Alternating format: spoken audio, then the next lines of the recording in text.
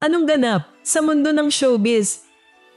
Sa gitna ng pag-amin ni Su Ramirez at Dominic Roque sa kanilang relasyon, hindi maiwasang mabaling ang pansin ng publiko sa kung kumusta na nga ba ang samahan ni Su at Bea Alonzo, lalo't alam ng marami na si Bea ang dating kasintahan ni Dominic. Tumulong kayo para mahal ang isa't isa? O Hindi na. Parang hindi na. O parang okay na. Magkakilala kami. Ikaw okay, pero siya yata that time. Siya din. Oo, parang actually, mas nauna silang mag-iwalay sa pagkakataon. Mas nauna silang mag-break kaysa sa akin. Pero kami kasi, when we broke up, parang I already had that understanding na this is the end of the line and I will be okay. Alam mo yun, yung parang I will not dwell on a feeling na meron po. But I'm happy that it's happened. I'm not so happy that it ended. Of course, I wanted it to work out. But, you know, but I'm still grateful for everything that's na napagdaan. Kasi nga, it opens the doors to meet new people. Actually, find out also through other people kung ano ba talaga yung mga kailangan ko. Akala ko all this time wala akong type. Type ko pala si Dom. Matagal nang kilala sina Su at Bea bilang magkaibigan sa showbiz. Kaya nang pumutok ang balita tungkol kina Su at Dom, marami ang nagtaka kung nagkaroon ba ito ng lamit sa kanilang samahan.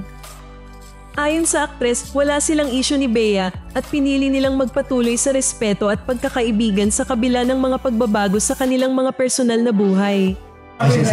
Why not? Ako, wala naman po akong ganun. I think naman also for her, it's not a big deal anymore. It's just the people online who starts making chika and starts creating conflict na wala naman na po talaga. Actually, I think masaya na rin po.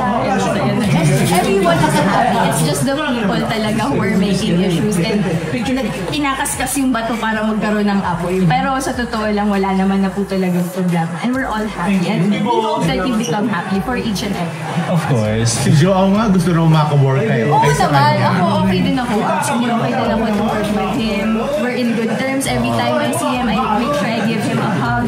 He was part of my life. For 2 years, he was my boyfriend. And I can't take that away. I can't deny the fact that I will see him again in the future. Of course, it's a small industry and I don't want bad blood with it. Pero nakita na ba kayo ni Bea? I mean, nung time? Parang hindi. Pero hindi pa kayo nakapagtrabaho before? Second chance. Diba? Ako nag-i-interview. Diba ako yun? So, yun lang po. Sa halip na magkaroon ng alingasngas, pinatunayan ni Bea at Su na posible ang mature friendship sa kabila ng dating ugnayan sa iisang tao. Ganito rin ang reaksyon ng fans sa social media, puno ng suporta at positibong komento ang kanilang mga pangalan. Maging ang mga kaibigan at pamilya ni Dominic at Su ay bukas palad sa kanilang relasyon at tila tanggap ang bagong yugto sa kanilang mga buhay. Ngayon na parehong masaya sina Su at Bea sa kani-kanilang landas, tanong ng marami. Posible kayang magsama sila sa isang proyekto sa hinaharap at handa na ba ang publiko sa muling pagkikita nila sa harap ng kamera?